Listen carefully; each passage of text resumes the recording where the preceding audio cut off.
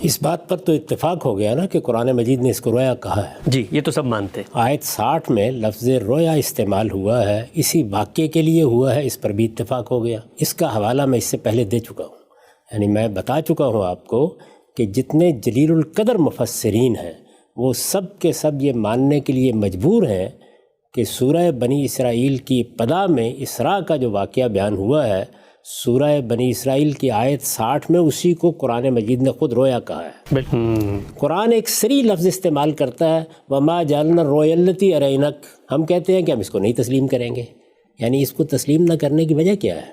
یہ ذرا دیکھیے، میں آپ کے سامنے رکھ دیتا ہوں کہ رویا کا لفظ قرآن مجید میں کہاں کہاں استعمال ہوا ہے، اس سے آپ خود اندازہ کر لیجئے. قرآن مجید کی سورہ یوسف میں آیت 43 ہے، یا ایھا الملأ افتونی فی رؤیا ان کنتم للرؤیا تعبرون. ایک ہی آیت میں 2 مرتبہ لفظ استعمال ہوا ہے، یہی لفظ رویا، یہی لفظ استعمال ہوا ہے، افتونی فی رؤیا ان کنتم للرؤیا تعبرون. یعنی بادشاہ سلامت فرما رہے ہیں، وہاں ایک بادشاہ کا قصہ ہے نا جس نے خواب دیکھا تھا کہ میرے خواب کے معاملے میں مجھے بتاؤ اگر تم خواب کی تعبیر کر سکتے ہو. اچھا آگے چلیے، سورہ اسراء کا حوالہ تو اس سے پہلے آ چکا. سورہ صافات میں سیدنا ابراہیم کے بارے میں ہے، قد صدقت الرؤیا انا کذالک نجزی المحسنین. ابراہیم تو نے تو خواب کو سچ کر دکھایا، ہم اچھی رائے اختیار کرنے والے، اچھا رویہ اختیار کرنے والوں کو ایسی ہی جزا دیا کرتے ہیں. سورہ یوسف کی آیت 5، لا تقصص رؤیاک علی اخوتک فیکیدوا لک کیدا. سیدنا یعقوب کا جملہ ہے کہ یہ جو اپنا خواب ہے یہ اپنے بھائیوں کو نہ سنانا، وہ کہیں تمہارے خلاف کوئی تدبیر نہ کرے. اچھا، اسی سورہ یوسف میں آیت 100 ہے، جس وقت سیدنا یوسف کے والدین وہاں گئے، پھر اس کے بعد سب کے سب بھائی ان کے سامنے جھک گئے، تو انہوں نے کیا کہا، یا ابتی ھذا تاویل رؤیا من قبل قد جعلها ربی حقا. یہ میرے اسی خواب کی تعبیر ہے ابا جان، پروردگار نے اس کو سچ کر دکھایا. تو قرآن مجید میں یہ لفظ اتنے مقامات پر استعمال ہوا ہے، اور آپ دیکھیے کہ چونکہ ایک معروف لفظ ہے تو ہر جگہ بالکل وہی ترجمہ آپ کرنے پہ مجبور ہیں، وہی بات کہنے پہ مجبور ہیں. یہ باقی جگہوں پر یہ آنکھوں سے دیکھنے کے لیے کیوں استعمال نہیں ہوگا؟ یعنی ان تمام مقامات پر علماء کے تراجم تفسیر میں خواب ہی کا ترجمہ کیا گیا ہو نہیں سکتا اس کے علاوہ کوئی بھی. اچھا، میں تو آپ سے عرض کر رہا ہوں کہ یہ معروف ترین لفظ ہے. آپ خواب کو کیا کہتے ہیں عربی میں؟ کسی طالب علم سے پوچھئے، کہے گا رویا. اچھا، اس کے بعد آپ سے خواب بولتے ہیں. جی، میں جب کہوں گا کہ میں نے خواب دیکھا رات میں، کوئی تردد ہوگا آپ کو اس معاملے میں؟ نہیں. لیکن میں ایک اور جملہ بولتا ہوں، میں یہ کہتا ہوں کہ پاکستان ایک شاعر کا خواب ہے. تو یہاں اب خواب کس معنی میں استعمال ہوا ہے؟ ایک مستقبل کے خیال کے معنی. ظاہر مستقبل کے خیال کے معنی میں استعمال ہوا ہے. یہ مجاز کے استعمالات ہیں، یہ استعاراتی استعمالات ہوتے ہیں، تو ان کا قرینہ ہوتا ہے. یعنی جملہ ایسا ہوگا، موقع ایسا ہوگا، محل ایسا ہوگا، سیاق ایسا ہوگا، اس میں کوئی متکلم یا مصنف وہ چیزیں رکھ دے گا کہ آپ اس کی بنیاد کے اوپر وہاں یہ نہیں کہہ سکیں گے کہ یہاں یہ وہ خواب بیان ہو رہا ہے جو ہم رات میں دیکھتے ہیں. بھائی یہ سچی مچی کا ہے، تو لوگ کہہ رہے تھے یہ سب بگے ہوئے ہیں. یعنی دلیل یہ ہے کہ سارے ڈاکٹر کیونکہ کہہ رہے ہیں کہ یہ واقعی وبا ہے، لہذا یہ کیا ہے، وبا نہیں ہے. پاگل ہو گئے ہو یار تم. یہ ہماری قوم کا المی ہے، ابھی بھی ہیں ایسے لوگ. چونکہ سارے علماء کہتے ہیں یہ حلال ہے، 2-4 اسکالر اٹھ کے کہیں گے یہ کیا ہے، حرام. لوگ کہہ رہے ہیں یہ ہیں سچے، اور یہ مولویوں نے تو پیسے کھائے ہوئے ہیں. یعنی دلیل کو، جو دلیل ہے اسی کو نہیں مانتے. سارے مولوی، سارے علماء، سارے مسلک کے علماء کہہ رہے ہوں گے، ایک بات بیان کر رہے ہوں گے، بھئی یہ یوں ہے. ایک اسکالر اٹھے گا بولے گا یوں نہیں ہے، اور کہے گا یہ سارے جھوٹے ہیں. لوگ کہیں گے یہ ہے حق پرست. ابے یہ اس کے غلط ہونے کی دلیل ہے. کھوپڑی الٹی چلنا شروع ہو جائے. یہ شیطان کرتا ہے یہ کام. فرمایا وما جعلنا الرؤيا التي اريناك الا فتنة للناس والشجرة الملعونة في القرآن، کہ ہم نے اس رؤیا کو بھی اور قرآن میں جو ملعون درخت کا تذکرہ ہوا ہے، ان دونوں چیزوں کو لوگوں کے لیے آزمائش بنایا. کیسے؟ قرآن و سنت کے دلائل بھی. غامدی صاحب نے کہا ہے کہ رؤیا جو ہے نا عربی میں خواب کو کہتے ہیں. رؤیا کسے کہتے ہیں؟ خواب کو. جیسے سورہ یوسف میں ہے نا، وہ کیا تھا؟ انی رأیت 11 کوکبا، یوسف علیہ السلام نے کہا میں نے 11 ستارے دیکھے سجدہ کر رہے ہیں. تو ان کے ابا نے کہا لا تقصص رؤیاک، اپنا یہ خواب کسی اور کو مت سنائیں. تو اس کو انہوں نے رؤیا سے تعبیر کیا ہے. کیا تعبیر کیا؟ رؤیا. تو یہی لفظ معراج کے بارے میں قرآن میں آتا ہے کہ اے نبی ہم نے آپ کے رؤیا کو، یہ جو رؤیا تھا نا، اس کو ہم نے لوگوں کے لیے ایک آزمائش بنایا ہے. تو غامدی صاحب کہتے ہیں کہ رؤیا کسے کہتے ہیں؟ خواب کو، جیسے سورہ یوسف میں.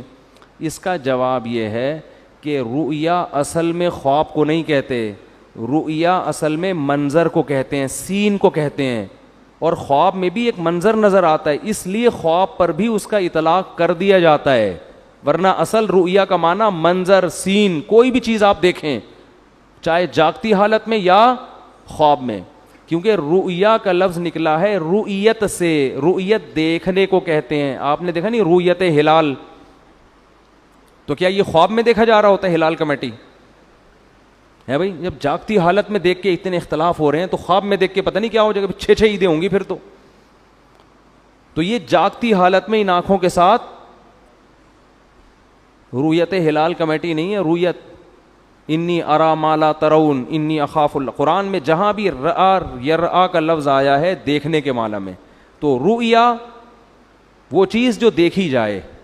اب یہ خواب میں بھی ہو سکتی ہے اور جاگتی حالت میں بھی، اس لیے اس کا اصل معنی ہوتا ہے منظر، لیکن اس کا اطلاق خواب پر بھی ہوتا ہے کیونکہ خواب میں بھی ایک سین نظر آتا ہے، آپ کو پورا ایک منظر ہوتا ہے. تو اب ہم دیکھتے ہیں کہ قرآن میں جو نبی کے لیے معراج کے لیے رؤیا کا لفظ استعمال ہوا ہے وہ خواب کے معنی میں ہے یا منظر کے معنی میں، دونوں احتمال اس میں ہیں. تو ہم قرآن ہی سے فیصلہ کروا لیتے ہیں کہ وہ حقیقت تھی یا بولو خواب تھا. قرآن میں 2 واضح قرینے، اگر ہم حدیث کو ہٹا دیں، حدیث سے تو پتہ چلتا ہے کہ یہ خواب نہیں تھا. حدیث سے تو صاف کہ براق پہ بیٹھ کے آپ جا رہے ہیں، خواب میں ان تکلفات کی کیا ضرورت ہے؟ خواب میں آپ امریکہ جاؤ ایسے ہی پہنچ جاتے ہو بغیر جہاز کے بھی. یہ جو پورا براق آ رہا ہے، جبریل آ رہے ہیں، جایا جا رہا ہے، پھر وہاں امامت ہو رہی ہے، حدیث سے تو صاف پتہ چلتا ہے. لیکن ہم قرآن میں بھی دیکھتے ہیں کہ 2 واضح قرینے ہیں جن سے پتہ چلتا ہے کہ یہاں رؤیا خواب کے معنی میں نہیں ہے. سب سے پہلے اس رؤیا کے آگے پیچھے جو آیت ہے وہ خود ہی بتا رہی ہے. فرمایا وما جعلنا الرؤيا التي أريناك إلا فتنة للناس والشجرة الملعونة في القرآن، کہ ہم نے اس رؤیا کو بھی اور قرآن میں جو ملعون درخت کا تذکرہ ہوا ہے ان دونوں چیزوں کو لوگوں کے لیے آزمائش بنایا. کیسے؟ ملعون درخت ہے شجرہ زقوم. قرآن میں آتا ہے کہ جہنم میں ایک درخت ہے جس کا پھل بے انتہا کڑوا، بہت کڑوا، جو جہنمیوں کو کھلانے کے لیے دیا جائے گا. اس پر مشرکین مکہ کہتے تھے کہ ایک طرف آپ کہتے ہیں جہنم میں آگ ہے، دوسری طرف کہہ رہے ہیں جہنم میں درخت ہے، درخت آگ میں نہیں اگتے. آئی بات سمجھ میں؟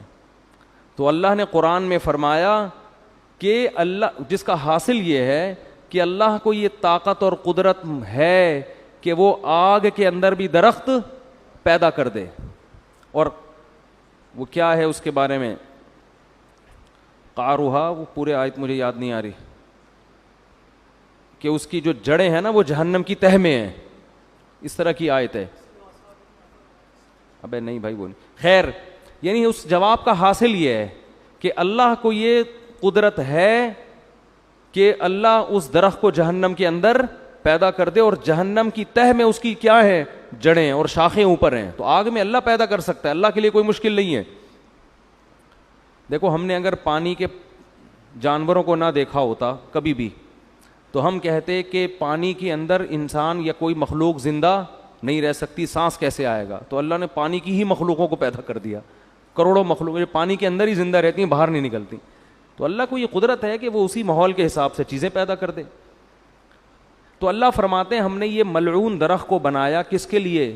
آزمائش، تاکہ مشرکین اور غیر مسلم اس کا انکار کریں کہ ایسا ممکن نہیں ہے. حالانکہ یہ انکار کرنا بنتا اس لیے نہیں ہے کہ اللہ ہر چیز پر قدرت رکھتا ہے. تو ہم نے زقوم درخت کو بھی لوگوں کے لیے کیا بنا دیا؟ آزمائش, کہ یہ اللہ کی قدرت جو مانتا ہے وہ تو اس کو مانے گا, جو اللہ کی قدرت نہیں مانتا وہ اس کا انکار کرے گا.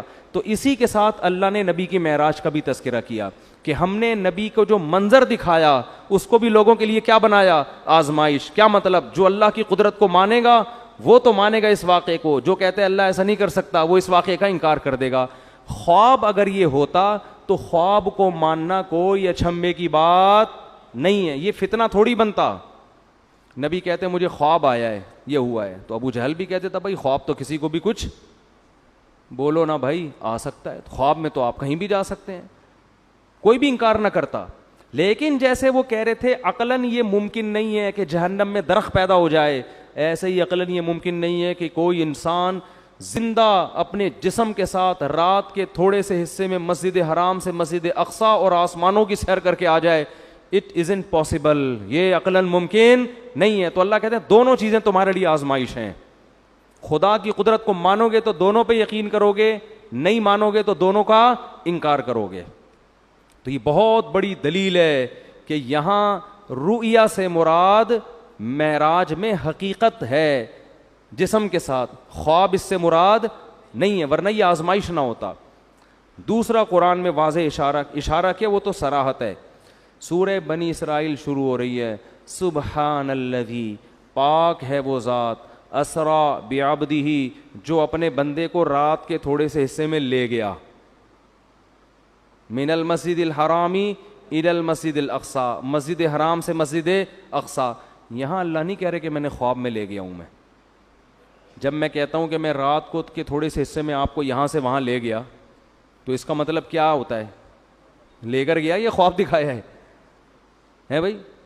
آپ کہہ رہے ہو کہ بھائی دیکھو میں تمہیں اپنے ساتھ ملیشیا لے کر گیا تھا اور میں نے تمہیں وہاں گھمایا اور پھرایا, پھر میں تمہیں وہاں, تم دبئی کی اب کوئی آدمی کی نئی شادی ہوئی ہے, فرض کر لو, بیگم کو ہنی مون کے لیے مری لے کر گیا, بعد میں پھڈا ہو گیا, بیگم کو کہہ رہے دیکھو میں تمہیں اپنے ساتھ اس دن مری لے کر گیا تھا, پھر میں تمہیں نتھیا گلی کی میں نے تمہیں سیر کرائی, پھر میں وہاں سے ہم نے ٹن مارا ادھر کی طرف, ہم مڑے سوات مردان کی معلم جبہ ہے کیا ہے, بہرحال جو بھی ہے, وہاں سے ٹن مار کے اسلام آباد سے ہم اگلی فلائٹ سے واپس آئے.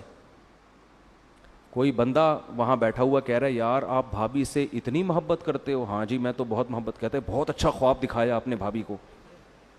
آپ بولو گے تمہارا دماغ خراب ہو گیا, میں خواب کی باتیں کر رہا ہوں, میں کہہ رہا ہوں میں لے کر گیا. تو جب کوئی عام آدمی یہ بات کرتا ہے, دوسرا اس کو خواب کہے گا, تو آپ کو غصہ آئے گا کہ نہیں آئے گا؟ اللہ سورہ بنی اسرائیل شروع اس طرح سے کر رہے ہیں, سبحان الذی, پاک ہے وہ ذات, اسرا بعبدہ, جو اپنے بندے کو لے گیا, لیلاً, رات کے تھوڑے سے حصے میں. یہ تنوین تقلیل کے لیے, تھوڑے سے حصے میں بھی اللہ اپنی قدرت دکھا رہا ہے. خواب کا تذکرہ ہوتا تو نہ رات کہنے کی ضرورت تھی, نہ رات کا تھوڑا حصہ کہنے کی ضرورت تھی. سمجھ میں نہیں آ رہی بات؟ دوسری بات, تیسرا قرینہ, اللہ اس آیت کو شروع کر رہا ہے سبحان الذی, ہر عیب سے پاک ہے وہ ذات. اس میں اللہ اپنی قدرت بتا رہا ہے کہ تمہیں عجیب سا لگے گا کہ رات کے تھوڑے سے حصے میں کوئی بندہ مسجد حرام اور مسجد اقصی سے ہو کے واپس بھی آ جائے. اٹ ازنٹ پاسبل, یہ ممکن نہیں ہے. تو اللہ آیت شروع کر رہا ہے سبحان الذی, اللہ ہر عیب سے پاک ہے, وہ عاجز نہیں ہے کہ کچھ کرنا چاہے تو اس کو اسباب کے تانے بانے جوڑنے پڑے, ٹائم دیکھنا پڑے, بھائی اتنے ٹائم میں تو یہ ممکن نہیں ہے, اس لیے اللہ عیب سے پاک ہے. تو یہ تیسرا قرینہ ہے. خواب ہوتا تو اللہ سبحان اللہ کا ذکر نہ کرتا. عجیب چیز کو دیکھ کے ہم کہتے ہیں نا سبحان اللہ, اچھی کہو کہتے ہیں, وہ کون پنجاب میں جب تقریر ہوتی ہے کہتے ہیں اچھی کہو سبحان اللہ, تو انہوں نے کوئی بڑا ٹیکنیکل پوائنٹ مارا ہوتا ہے. خوابوں کی باتوں پہ کوئی اتنا زیادہ نہیں ہوتا سبحان اللہ, ٹھیک ہے نا. تو اللہ فرما رہے ہیں کہ یہ تین واضح قرینے قرآن مجید میں, لِنُرِيَهُ مِنْ آیَاتِنَا, تاکہ ہم محمد صلی اللہ علیہ وسلم کو اپنی نشانیاں بتائیں. تبھی تو مشرکین نے انکار کر دیا, یہ نہیں ہو سکتا. اگر خواب کی بات ہوتی تو وہ انکار نہ کرتے. پھر جب انکار کیا تو اللہ فرماتے ہم نے اس واقعے کو آزمائش بنایا. باقی اس میں حکمت کیا تھی؟ یہ معجزہ اللہ نے کسی اور پیغمبر کو نہیں دیا. بہت ساری چیزیں تھیں, اللہ نے آپ کو اپنی آنکھوں سے جنت اور جہنم کے مناظر دکھائے ہیں معراج کی رات. اچھا, ایک حکمت یہ بھی تھی کہ بیت المقدس کی فضیلت پہ مہر ثبت ہو جائے. اگر ہمارے نبی بیت المقدس نہ جاتے تو ہمارے نظر میں قبلہ اول کی زیادہ ویلیو نہ ہوتی. ہم کہتے وہ تو عیسائیوں کا قبلہ تھا, یہودیوں کا قبلہ تھا, پیغمبروں کا قبلہ تھا, ہمارے نبی تو وہاں کبھی گئے بھی نہیں, نماز بھی نہیں پڑھی. تو اللہ نے عملاً آپ کو وہاں لے جا کے نماز پڑھوائی ہے تاکہ ہم جب جائیں بیت المقدس تو وہاں نماز پڑھ کے ہمیں اطمینان ملے کہ یہ وہ مقدس جگہ ہے جہاں ہمارے حبیب صلی اللہ علیہ وسلم کو بھی نماز عملاً پڑھوائی گئی ہے. تو اس سے بیت المقدس کی فضیلت اور زیادہ بڑھ گئی ہے. سمجھتے ہو کہ نہیں سمجھتے؟ اور بہت ساری حکمتیں ہیں, وہ پھر علماء بیان کرتے رہتے ہیں. موٹی موٹی حکمتیں یہی ہیں. پھر ایک بڑی حکمت یہ بھی تھی کہ نمازوں کا جو تحفہ اللہ نے اپنے پاس بلا کے دیا ہے, اس سے نماز کی اہمیت. اگر ویسے ہی وہی آ جاتی, بھائی ایک گفٹ ہوتا ہے کہ آپ کسی کو پارسل کر دیتے ہیں, شاپر میں بریانی ڈال کے گھر پہنچا دیا آپ نے, یہ بھی ہے. ایک ہوتا ہے اپنے گھر بلاتے ہیں, بٹھاتے ہیں, عزت کے ساتھ سلاد رائتا پیش کر کے کھلاتے ہیں. تو اللہ تعالیٰ نے نماز میں ایسا نہیں کیا کہ جبریل کو جا کے بول دیا فرض کر کے آ جاؤ, نہ, یہ ایک ایسا تحفہ ہے جو میں اپنے پاس بلا کے آپ کو عطا کروں گا. تو بہت ساری حکمتوں میں نے چند ایک آپ کے سامنے بیان کی ہیں. تو وقت کافی زیادہ